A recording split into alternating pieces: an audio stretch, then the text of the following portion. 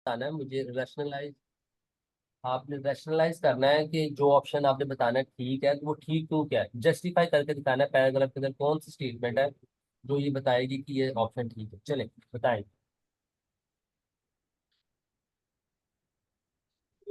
Sir मेरे ख्याल से इसका बी होना चाहिए। अच्छा बी क्योंकि क्यों? उसने रिसाइकलिंग के बारे में बात की है हम्म, इसमें। हम्म, क्योंकि इसको हम पब्लिक के सामने भी नहीं रख सकते और उससे बिल्कुल हटा के भी नहीं रख सकते। हम्म, हम्म। तो उसने मतलब उसको वो किया है, एम्फेसाइज किया है, उसकी वैल्यू बताई है रिसाइकलिंग की। इसलिए बी होना चाहिए। तो emphasize the value of recycling, value of recycling से आप क्या मतलब निकालते हैं?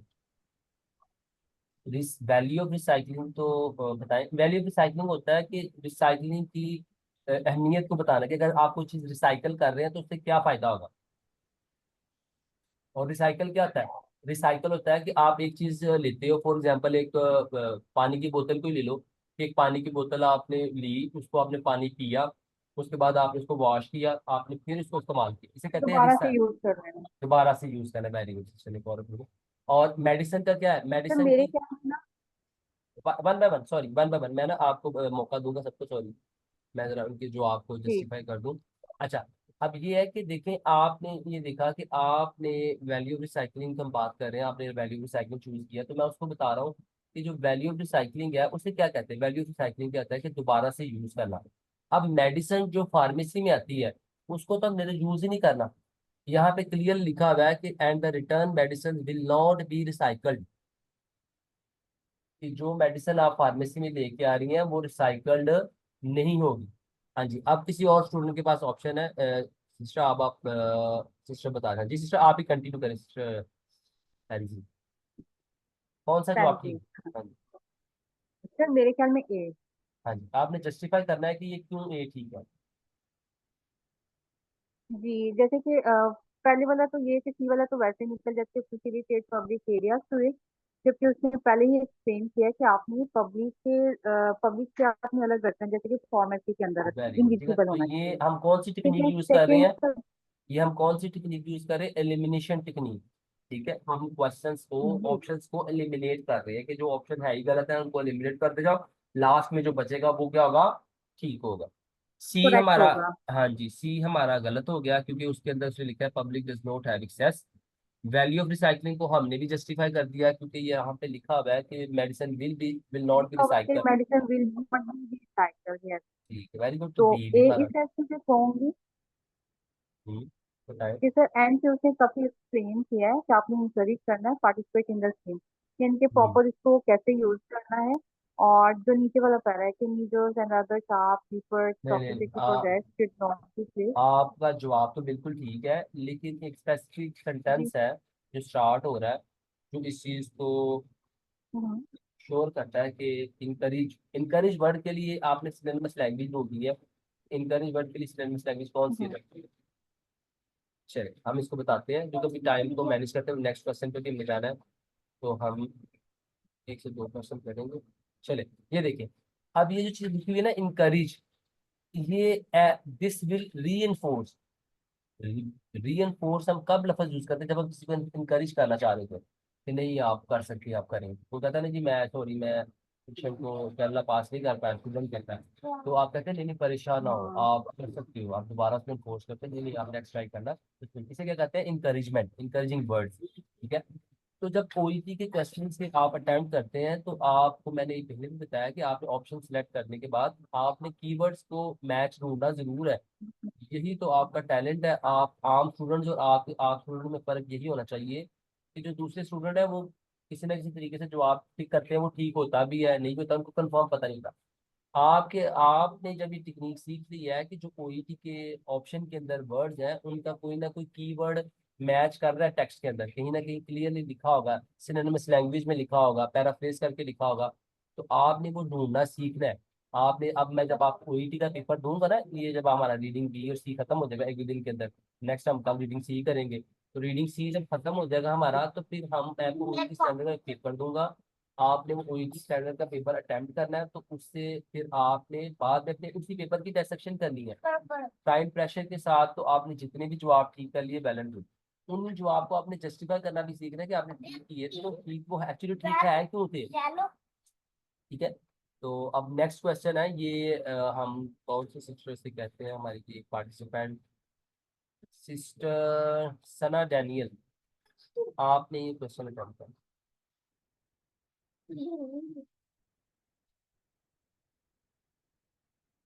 Hello, are you available? Hello जी सर। हाँ जी, ये क्वेश्चन सिस्टर आपने अटेम्प्ट करना है। क्वेश्चन मैं आपके लिए पढ़ दूंगा फॉर द टाइम, हम टाइम सेव करने के लिए। आप साथ साथ पढ़ सकती हैं, समझ सकती हैं पैराग्राफ स्ट्रक्चर को भी, लेकिन मैं पढ़ दूंगा ताकि सबको इजीली पता चल जाए। और उसके बाद आपने ऑप्शन सेलेक्ट करना है और जस्टिफाई करना है कि ऑप्शन क्यों ठीक था। ठीक है, चलिए। जी। क्वेश्चन है कि व्हाट पॉइंट, ठीक है, हमने को मेन एक पॉइंट है, हमने वो ढूंढना है कि what point does the training manual about anaesthesia work station, जो एनेस्थीसिया वर्क स्टेशन है उसका जो मैनुअल बना हुआ है, ट्रेनिंग मैनुअल, उस ट्रेनिंग मैनुअल के अंदर कौन सा एक पॉइंट है, ठीक है, जो वो चीज हमें बताना चाह रहा है। उन पॉइंट्स में से क्या हो सकता है कि parts of the equipment have been shown to be vulnerable to failure. ठीक है, कहता है कि इसमें जो पार्ट्स हैं एनेस्थीसिया वर्क स्टेशन के, वो वल्नरेबल टू फेलियर, ठीक है, वो इतनी बुरी हालत में हो सकते हैं कि वो खराब हो सकते हैं। ठीक है, देयर आर इतने वल्नरेबल हैं। वल्नरेबल पेशेंट्स हम किन्हें कहते हैं कि जो बूढ़े होते हैं, जो बच्चे होते हैं ना, जो हाई रिस्क पे होते हैं, क्योंकि द पार्ट्स इतने हाई रिस्क पे क्या है, वो कभी भी फेल हो सकते हैं। There are several ways of ensuring that the ventilator is working effectively. ये मैनुअल ये बताता है कि यहाँ बहुत सारे तरीके हैं जिससे आप इंश्योर कर सकते हैं। ठीक है, ये मैंने यहाँ पे ensuring the ventilator is working effectively, कि जो आपका वेंटिलेटर है वो इफेक्टिवली वर्क कर रहा है। बहुत सारे तरीके जिससे हम देख सकते हैं कि वेंटिलेटर। अब ये देखिए, जिस तरह मैं उर्दू में भी पढ़ते सारी डिफाइन कर रहा हूँ ना, आपकी स्पीड भी इतनी होनी चाहिए कि जब आप रियल एग्जाम में पढ़ रहे हो तो आपको ऑप्शन समझ आ रहा हो कि ऑप्शन के अंदर लिखा क्या है। ठीक है, तीसरा ऑप्शन क्या है कि monitoring by health professional is reliable way to maintain patient safety. तीसरा कह रहा है कि जो हेल्थ प्रोफेशनल होते हैं, वो जो मॉनिटर कर रहे थे ना चीज़ों को, वो एक रिलायबल वे है, उसमें सेफ्टी है, पेशेंट सेफ्टी है, अगर आप वो खुद से मॉनिटर कर रहे हैं हेल्थ प्रोफेशनल। ठीक है, अभी हमें ऑप्शन समझ आ गया, ऑप्शन का डिफरेंस हमें पता चल गया कि एक ऑप्शन के अंदर पार्ट्स ऑफ इक्विपमेंट के बारे में बात कर रहा है, दूसरे में वेज के बारे में बात कर रहा है, तीसरे में मॉनिटरिंग की बात कर रहा है जो हेल्थ प्रोफेशनल करते हैं। तो ये तीन डिफरेंट चीजें हैं जो ऑप्शन के अंदर बात हुई। अब हम पैराग्राफ को पढ़ेंगे। पैराग्राफ क्या कहता है कि anaesthesia work station studies on safety in anaesthesia have documented that human vigilancy alone is inadequate. वो कहता है कि जो स्टडीज हुई है उससे ये पता चलता है कि जो ह्यूमन विजिलेंसी है वो काफी नहीं है कि आप पेशेंट की सेफ्टी उससे इंश्योर कर सके, and have underscored the importance of monitoring devices. ठीक है, और इससे जो मॉनिटरिंग डिवाइसेस है उनकी स्कोरिंग जो है वो कम हो गई है। ठीक है, these findings are reflected in improved standards for equipment design। ठीक है, वे ये जो फाइंडिंग्स है रिफ्लेक्ट करती हैं कि जो इम्प्रूव जो इक्विपमेंट डिजाइन होते हैं उनके स्टैंडर्ड्स को इम्प्रूव किया जाए, उनकी गाइडलाइन को, और patient monitoring and reduce mall practice. और इसी वजह से कि जो पेशेंट जो ह्यूमन विजिलेंसी है वो काफ़ी नहीं है, डिज़ाइन जो है वो उनको इम्प्रूव किया जाता है ताकि गाइडेंस अच्छी मिल सके और पेशेंट की मॉनिटरिंग अच्छी हो सके और माल प्रैक्टिस के जो है ना वो चांसेस कम से कम हो। कहता है कि the premium for the use of capnography and pulse oximeter during anaesthesia, और इसीलिए कैप्नोग्राफी एंड पल्स ऑक्सीमीटर जो है उसको यूज किया जाता है ताकि पेशेंट की कार्बन डाइऑक्साइड, ये तो हमें पता है ना, कार्बन डाइऑक्साइड और ऑक्सीजन लेवल को अच्छी तरह से मॉनिटर कर सकें। तो anaesthesia work station integrate ventilator technology with patient monitors and alarms to help prevent patient injury unlikely event of ventilator failure। कहता है जो एनेस्थीसिया वर्क स्टेशन है वो काम करता है मुख्तलिफ टेक्नोलॉजीज के साथ कि पेशेंट की जो मॉनिटर्स करते हैं और अलार्म लगे होते हैं जिससे प्रिवेंट कर सकते हैं पेशेंट को अनलाइकली इंजरी कोई जो है ना किसी भी, फॉर एग्जांपल अगर पेशेंट को ऑक्सीजन डिलीवर नहीं हो रही तो जो वेंटिलेटर है वो अलार्म करना शुरू करता है, तो अगर हमें टाइम से पता चल जाता है तो पेशेंट को ऐसे अनलाइकली इंजरी नहीं होती, कोई इवेंट ऐसा फेलियर नहीं होता। दूसरा कहता है फर्दर मोर इसके इससे और बढ़ के क्या है कि since the reservoir bag is a part of the circuit, जो रिजर्वायर बैग है वो सर्किट का पार्ट है ड्यूरिंग मैकेनिकल वेंटिलेशन। जब हम मैकेनिकल वेंटिलेशन तब करते हैं जब हम पेशेंट को खुद वो सांस वगैरह दे रहे होते हैं, इसे वेंटिलेटर कहते हैं। The visible movement of the reservoir bag is confirmation that the ventilator is functioning. तो उस दौरान हम देखते हैं कि जो रिजर्वर बैग है अगर वो मूव कर रहा है और उसके अंदर ऑक्सीजन बाहर है जा रही है, तो इसका मतलब है कि वो काम ठीक कर रहा है वेंटिलेटर। चले जी, उससे जब आपका टाइम है आपने इसको क्रॉस चेक करें, ऑप्शंस को सिलेक्ट करें और फिर जस्टिफाई करके दिखाएं कि कौन सा ऑप्शन ठीक है, तो वो फिर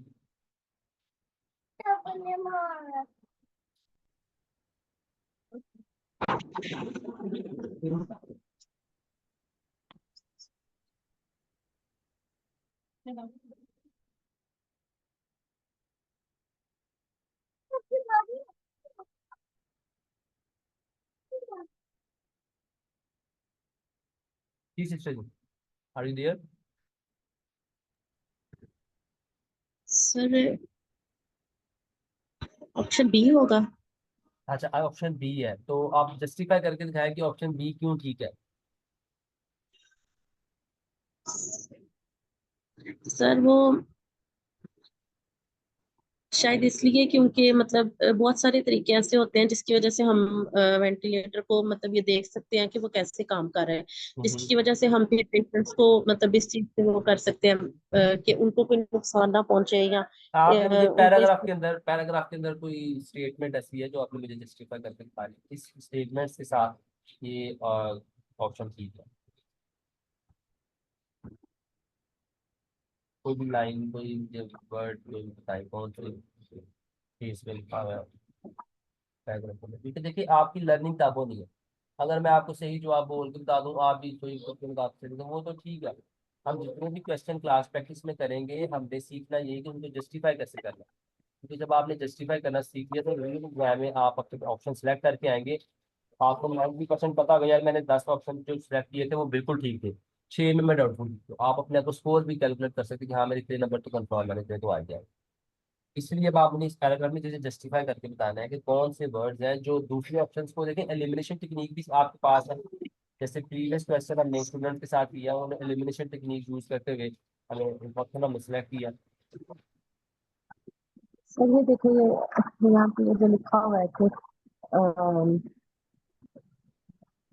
ये patient monitors and alarms to help prevent patients injury unlikely event of the ventilator failure furthermore since there is ये वाला। हाँ ठीक है, ये और कोई ऐड करना चाहे स्टूडेंट, एक ऑप्शन उन्होंने बताया, उन्होंने बताया कि एनेस्थीसिया वर्क स्टेशन इंटीग्रेट, एक ऑप्शन हमारे पास टेक्स्ट आया। वो क्या बता रहे हैं कि कैन आई जी, जी सिस्टर आप थोड़ा सा और कर दे, इन्होंने मुझे एक पॉइंट बताया है। अच्छा है, आप बताएं सिस्टर बहन जी।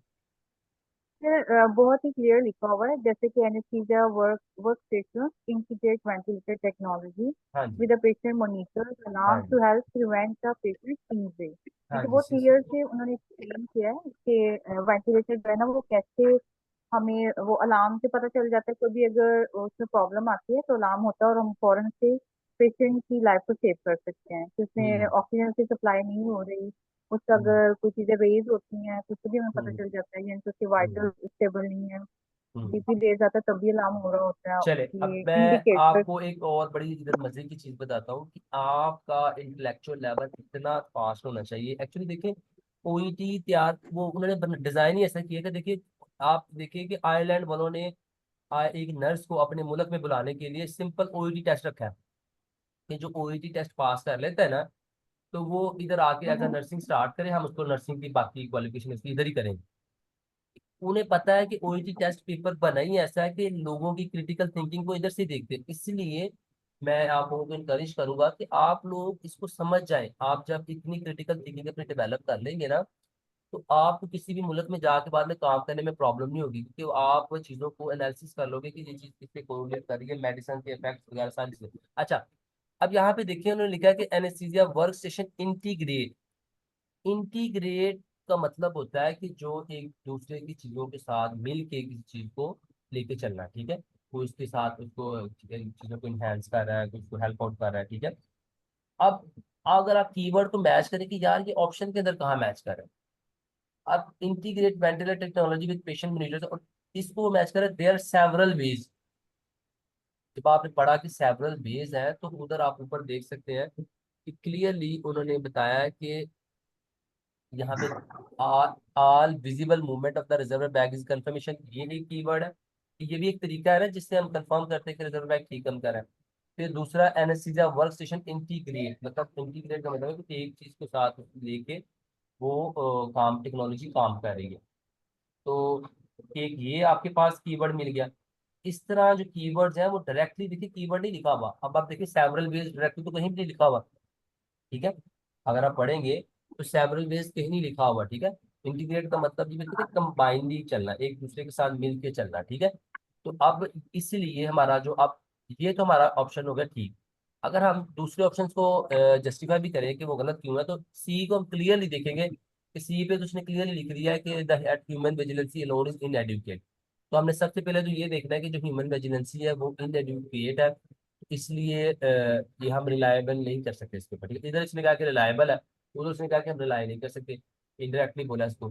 तो ये हमारा सी ऑप्शन निकल गया। अब हमारे पास बच गए थे ए और बी।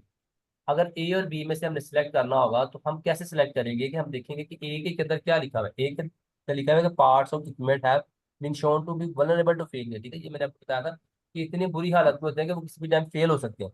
तो हम अगर इक्विपमेंट्स की बात करें तो एक तो जगह पे सबसे पहले ऊपर लिखा हुआ है कि this findings are reflected in improved standards for equipment design, ठीक है।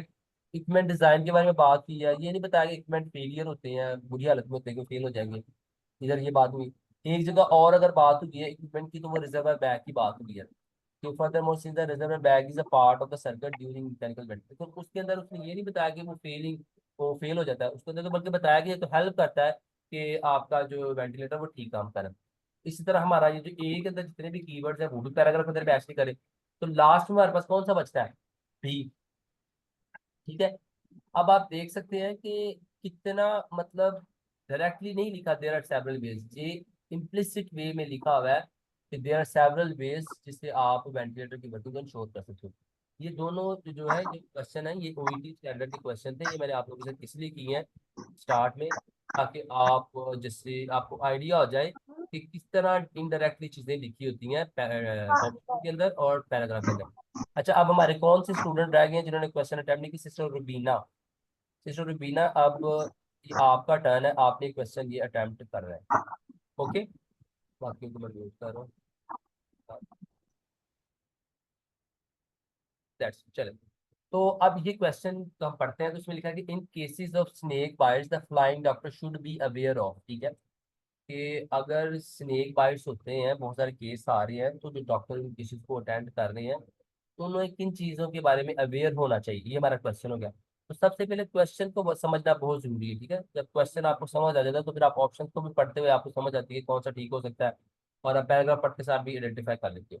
तो क्वेश्चन क्या है जी कि जब ये स्नेक बाइट के केसेस होते हैं तो जो डॉक्टर उनको देख रहे होते हैं उनको किस चीज़ के बारे में अवेयर होना चाहिए कि where to specific anti venom, उनको पता होना चाहिए कि कहाँ पे स्पेसिफिक जो एंटी वेनम है वो पड़े हुए हैं, विनम्स वो लगाने हैं, उसके बारे में उनको एक्सेस का पता होना चाहिए कि उन्होंने कैसे एक्सेस करना है।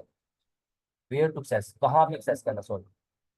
The appropriate method for wound cleaning, उन्हें वुंड क्लीनिंग का मेथड आना चाहिए जब वो स्नेक बाइट पेशेंट्स को अटेंड कर रहे हैं, तो उनको जो मेथड होती है डिफरेंट एप्रोप्रिएट मेथड है, जो ठीक मेथड है, एग्जैक्ट मेथड है, वो उनको आना चाहिए क्लीनिंग के लिए।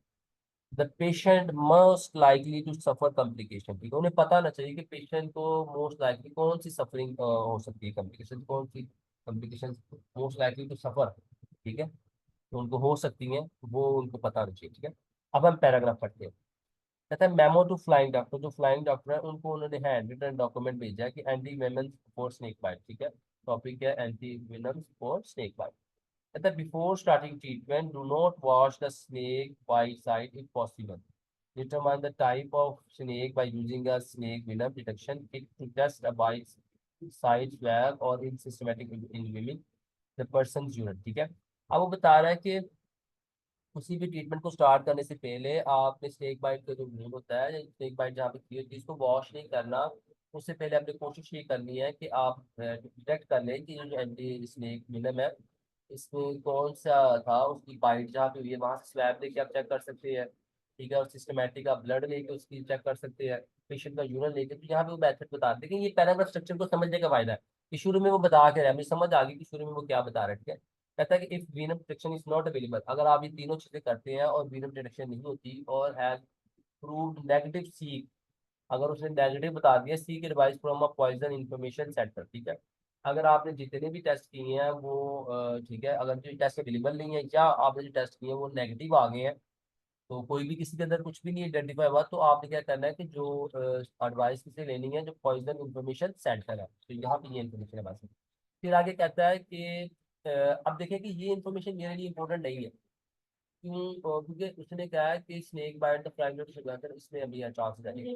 Testing blood for venom is not reliable, तो जो ब्लड टेस्ट है वो रिलायबल नहीं है। Assess the degree of venom, जो आप पेशेंट को डैमेज होता है, उसको जो यहाँ पे जख्म बना होता है, जो बाइट किया हुआ है, तो उसकी डिग्री को कितना डीप है, क्या है। Not all confirm snake bites with systematic venom, बाज़ बहुत सुपरफिशियली बाइट किया होता है, तो इसलिए लाजमी नहीं कि वो ब्लड तक उसके पहुंच गया होगा। Risk varies with this species of snake, मतलब डिपेंड भी करता है कि कौन सी स्पीसीज है। people with pre-existing renal, hepatic, cardiac, respiratory impairment, and those taking anticoagulants or antiplatelet drugs may have an increased risk of serious outcome from SNAC। कहता है कि जो लोग पहले से गुर्दों, जिगर, दिल, सांस की बीमारियों में मुब्तला हैं या कोई दवाई ले रहे हैं जिसमें एंटीकोगुलेंट और एंटीप्लेटलेट ड्रग्स हैं, उन्हें ज्यादा चांस है कि they have increase risk of serious outcome from snake bite, ठीक है।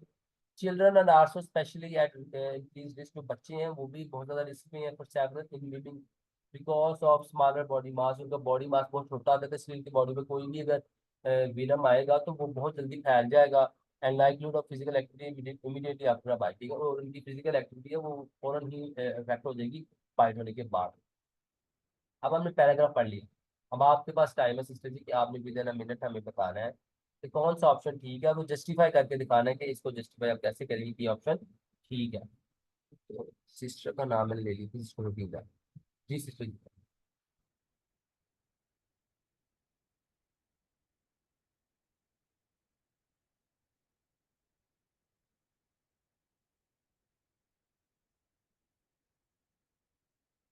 Hello, are you there?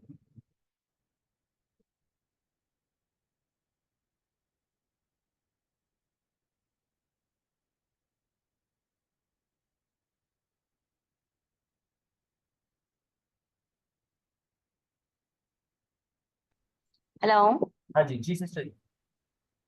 Sir, option C. अच्छा जी, मोस्ट अब आपने जस्टिफाई करके बताना है कि ये ऑप्शन ठीक क्यों है और बाकी ऑप्शन गलत है तो गलत। सर, इसमें उन्होंने मेंशन किया हुआ है ना पेशेंट, उन्होंने प्री एग्जिस्टिंग कंडीशंस का मेंशन किया हुआ है, जैसे renal, okay. Hepatic, cardial, respiratory impairment, and those taking anticoagulant and antiplatelets drug have high risk of serious outcome from snake bite. अब देखिए यहाँ पे ये भी तो लिखा हुआ है कि before starting treatment, treatment start होने से पहले do not wash the snake bite side, तो ये appropriate method of food cleaning नहीं आता। जी सर। आपने टॉपिक सेंटेंस पढ़ा, स्टार्ट पे क्या लिखा हुआ है? बिफोर स्टार्टिंग ट्रीटमेंट, ठीक है, ट्रीटमेंट। ठीक है। Do not wash the snake bite side, इससे क्या मतलब है?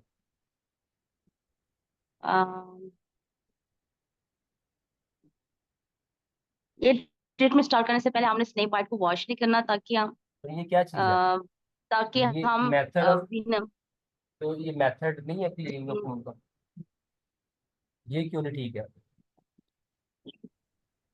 अ,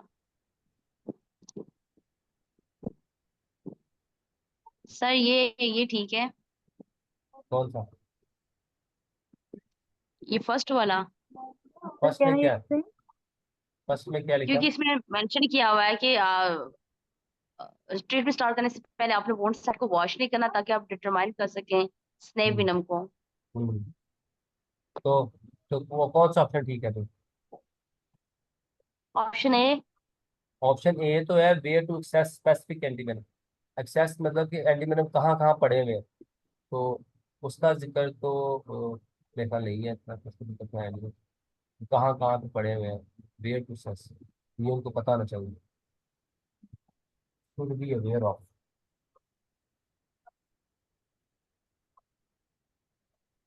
एक्सक्यूज मी सर, नहीं, इसका ऑप्शन सी होगा, सर क्योंकि ऑप्शन सी ठीक है इसका, क्योंकि इसमें कॉम्प्लिकेशंस मेंशन की हुई हैं, और उस यहाँ ये नहीं बताया हुआ कि स्पेसिफिक एंटीवेनम कहाँ पड़े हुए हैं। ओके। अच्छा, जी। एक और और उसमें चीज है, ना अगर अगर मुझे, चलिए ठीक है, हमने लर्निंग करनी है, मुझे एक चीज बताएं कि अगर यहाँ पे शुड बी अवेयर लिखा है, शुड बी अवेयर, तो जो जी जी हमारा ऑप्शन है वो कौन सी फॉर्म में होगा, आंसर कौन सी फॉर्म में होगा, बी अवेयर। कौन सी चीज, जो चीज, इन चीजों को भी अपने क्लोजली देखना है, ठीक है। तो देखिए, आपने ऑप्शन ठीक सिलेक्ट किया है, वो मैं मान लेता हूँ, लेकिन आपको जब एग्जाम के अंदर, ये मैं पता है क्यों एक्सरसाइज कर रहा हूँ आपके साथ, क्योंकि एग्जाम में जब आपने ऑप्शन सेलेक्ट कर रहे हो ना, यहाँ तो आपने एक चीज देखी होगी, आपको ना ऑप्शन सेलेक्ट करने में आसानी इसलिए भी हो रही है, क्योंकि मैं ना उर्दू में काफी ज्यादा डिटेल में पढ़ता जा रहा हूँ, तो बहुत जी ज्यादा सर। आपको ना स्ट्रक्चर आपको इसी तरह समझ आता है। ये मैं इसलिए भी कर रहा हूँ ताकि आप समझ लें कि जब आप भी इस तरह पैराग्राफ को पढ़ते वक्त समझ लेंगे उर्दू में साथ ही, तो आपके लिए ऑप्शन सेलेक्ट करना कितना आसान हो सकता है। ठीक है, जब आपको ऑप्शन समझ आ रही है फिर, ठीक है। अब यहाँ पे ऑप्शन सी ठीक है, लेकिन अब ऑप्शन ए जो है वो तो इसलिए गलत है क्योंकि वहां पे क्लियरली मेंशन ही नहीं कहीं किया गया कि एंटीवायरस कहाँ कहाँ पे पड़े होते हैं और कैसे आपने उनको एक्सेस करना है, तो इसकी तो बात ही नहीं हुई, तो टोटली एब्सेंट है, ठीक है। तो अब जो दूसरा ऑप्शन है जो डिस्ट्रक्टर है, एक्चुअली ये डिस्ट्रक्टर है, बहुत सारे स्टूडेंट्स हैं, आपने तो राइट आंसर पिक कर लिया, बहुत अच्छी बात है, लेकिन जिन लोगों ने बी पिक किया होगा ये पढ़ के कि जैसे स्टार्टिंग ट्रीटमेंट लिखा हुआ है और do not wash the snake bite if possible, ठीक है, तो वो हो सकता है कोई इस चीज को पढ़ के तो बी सिलेक्ट कर ले। तो यहाँ पे मैं ना आपके सामने कीवर्ड को हाईलाइट करना चाहता हूँ, वो है एप्रोप्रिएट मेथड। एप्रोप्रिएट मेथड में क्या चीज आती है, मेथड में क्या आता है, मेथड को मेरे समझना बहुत जरूरी है कि मेथड में क्या आता है, method for cleaning, for wound cleaning. आपने तो नहीं जाना था।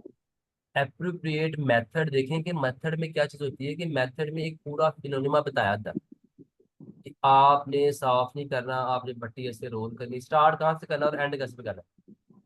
जैसे कैनुलेशन का मेथड क्या है, कि आप कैनुला लेके आते हो, स्टेप वाइज उसको पकड़ते हो, सारे स्टेप्स होते हैं ना, 6 से 5 स्टेप्स हैं जो आप फॉलो करके कैनुला पास करते हो। तो वुंड जो क्लीनिंग है उसके भी मेथड है, ठीक है, कि आपने वूंड क्लीनिंग करते वक्त आपने कौन कौन सी चीजों का ख्याल करना है। तो यहाँ पे सिर्फ उन्होंने लिखा है कि do not wash the snake bite side if possible, ठीक है। उन्होंने इस चीज को ये नहीं कहा कि ये जरूरी है, उन्होंने बस ये कहा है कि इफ पॉसिबल, ठीक है। और वो किस लिए वॉश नहीं करना, क्योंकि आपने उसको एंटी वेनम डिटेक्ट करने के लिए या उसको बाइट करने के लिए कि वो कौन से स्नेक में उसको बाइट की है, आपने स्वैब स्टिक लेनी है, ठीक है। तो शुड बी अवेयर ऑफ, इससे रिलेटेड, इससे इसका जवाब इसलिए ठीक नहीं है क्योंकि यहाँ पे कोई उन्होंने मेथड नहीं बताया, उन्होंने एक एलिमेंट बताया बस कि आपने उसको वॉश नहीं करना, ठीक है। आप वोड क्लीनिंग के फैक्ट नहीं बताया कि आपने जैसे इनर टू आउटर हम करते हैं तो उसका क्या फायदा था, ठीक है। और हम अगर ओपन मून छोड़ते हैं तो उसका क्या फायदा था। तो ये क्लीनिंग के जो मेथड होते हैं उसके अंदर ये क्लियरली चीज बताई होती है कि अगर आप ये चीज कर रहे हैं तो उस मेथड से क्या होगा। तो यहाँ मेथड को डिस्क्राइब करने के लिए कोई बात नहीं हुई, यहाँ पे सिर्फ उन्होंने जो स्वैप स्टिक लेना है उसकी रैशनलाइजेशन बताई है, इसलिए आपने वॉश नहीं करना। यहाँ पे क्लीनिंग में बात समझ नहीं आप, कि जो क्लीनिंग से रिलेटेड है उसको रैशनलाइज नहीं किया जा रहा। ओके, ठीक है। यहाँ पे ठीक है बात सर। हो रही है स्वैप स्टिक लेना है उसको रैशनलाइज, ये मैं आपको इसलिए कर बता रहा हूँ कि ये छोटे छोटे से कीवर्ड होते हैं, ये छोटे छोटे सेंटेंसेस होते हैं जिससे आपका जवाब, आपको पता चल जाएगा ये जवाब क्या है, गलत है। तो आपका जवाब बिल्कुल ठीक है, आपने सही बताया कि जो वेरियस जिनको इश्यूज होते हैं, जिनकी जो है वो प्रीडिस्पोजिशन होती है, वो ही मोस्ट लाइकली, ठीक है, मोस्ट लाइकली मे हैव, ठीक है। यहाँ पे मोस्ट लाइकली और यहाँ पे मोस्ट है मे हैव, ये मैच कर रहे हैं, ठीक है। तो चलेंगे, होपफुल आपके लिए ये प्रेजेंटेशन आज अच्छी होगी, काफी आपको आपने चीज सीखी होगी। अब मेरा अगला टारगेट आप लोगों के साथ यही है कि आप लोग जो है ना ज्यादा से ज्यादा अपने जो क्वेश्चंस हैं उनको करें, ठीक है। और जो आपको समझ नहीं आती आप मुझे शेयर करें ताकि हम उनको क्लास में डिस्कस करें और उससे सबकी लर्निंग हो सके। अभी तक अगर कोई किसी का क्वेश्चन है तो वो मुझसे शेयर कर सकते। तो मेरी टर्न नहीं आई। हाँ जी, कौन सी सिस्टर हमारी रह गई, सिस्टर नबीला, मतलब मेरी टर्न तो आई है। सिस्टर नबी, ये कौन सी सिस्टर है। हाँ जी। आपसे मैंने किया क्वेश्चन, एक आपने अटेम्प्ट हाँ किया है, जी। सिस्टर पैंसी आपने क्वेश्चन किया है। हाँ वो तो मैंने हाँ, तो बस वही है ना। देखिए, इंडिविजुअली देखो। और क्लास में पढ़ने का मकसद यही है कि आप सब देखें सीख रहे हैं, ऐसे ही है ना। आप सब जो है एक क्वेश्चन अगर अटेम्प्ट हो रहा है तो आपको पूरा टाइम मिल रहा है कि आप उसका जवाब सिलेक्ट करें, ठीक है।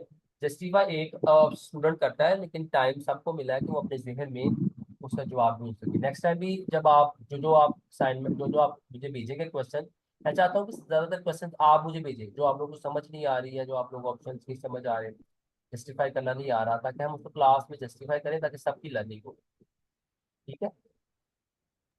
जी सर, बहुत शुक्रिया सर, आज का लेक्चर बहुत ज्यादा इंफॉर्मेटिव था, इसमें से काफी चीजें सीखने को मिली हैं आज।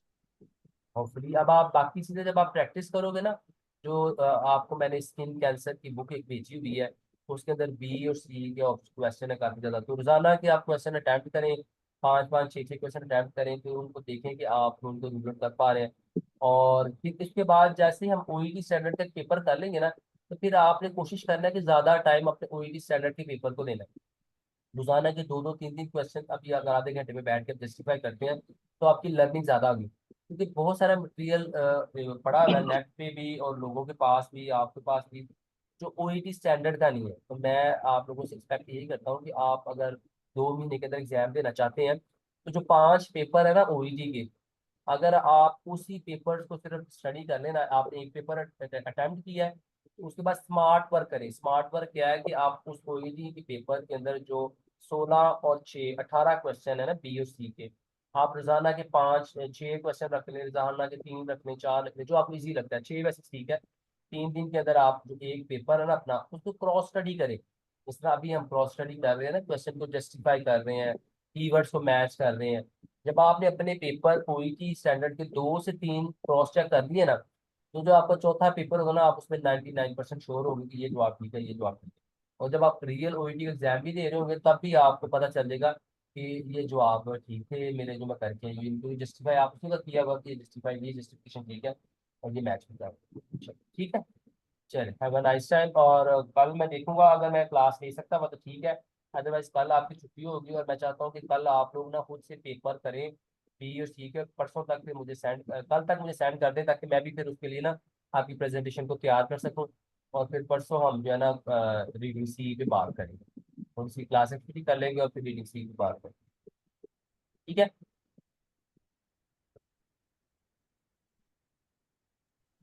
Okay, sir.